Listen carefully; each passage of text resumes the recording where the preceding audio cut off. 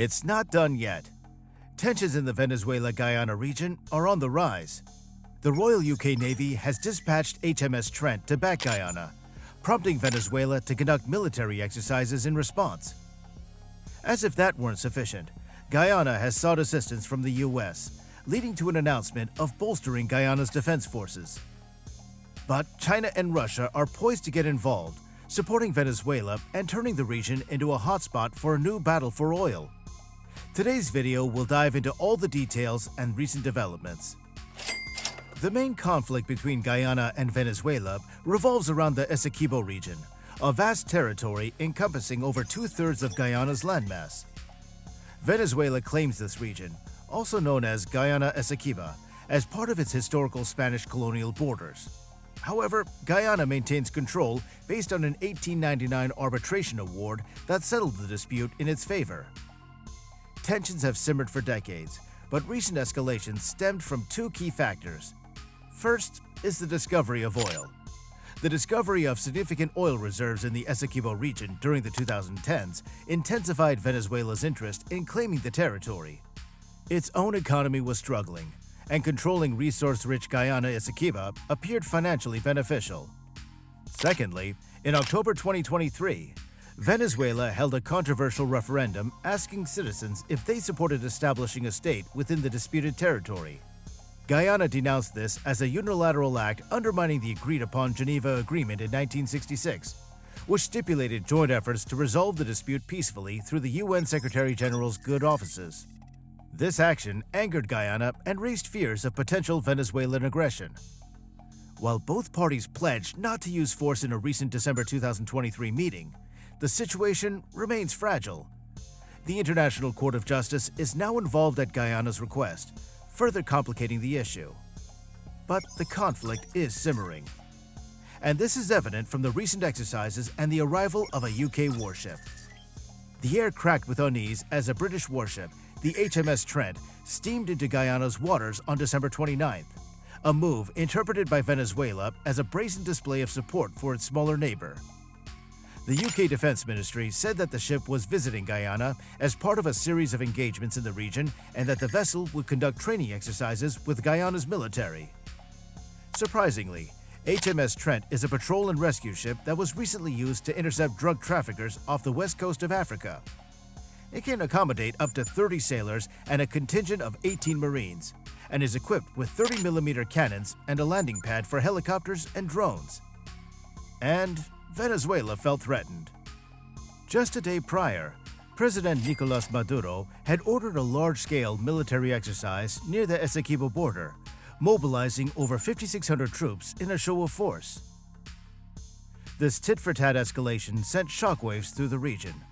The arrival of the HMS TRENT, seen by Venezuela as a foreign power meddling in a regional matter, pushed the temperature meter into the red zone. Maduro condemned the move as a threat to Venezuelan sovereignty and accused the British of being agents of imperialism.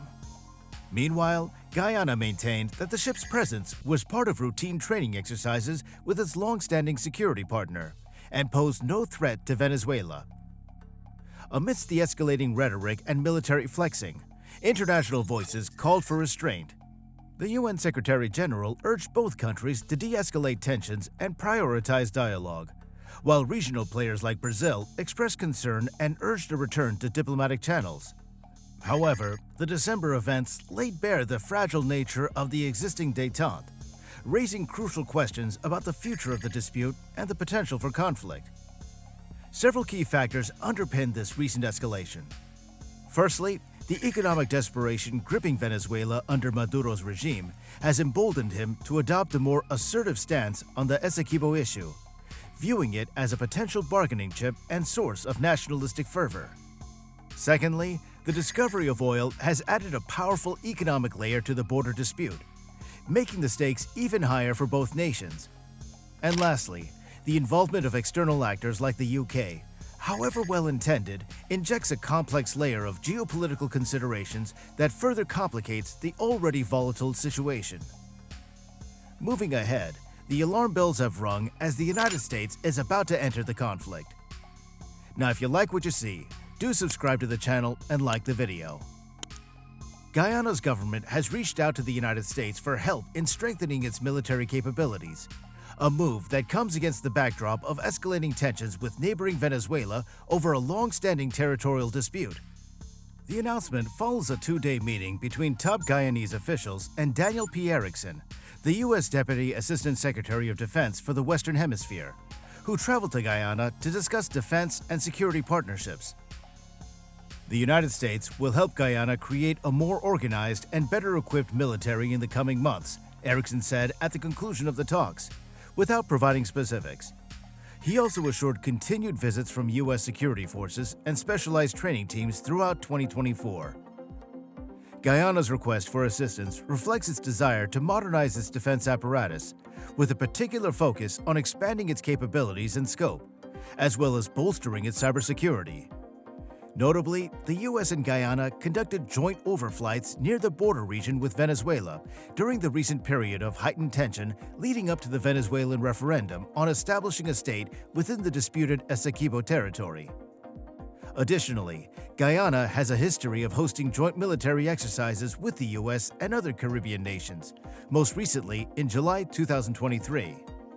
The simmering dispute between Guyana and Venezuela over the Essequibo region takes on an added dimension when viewed through the lens of the evolving world order.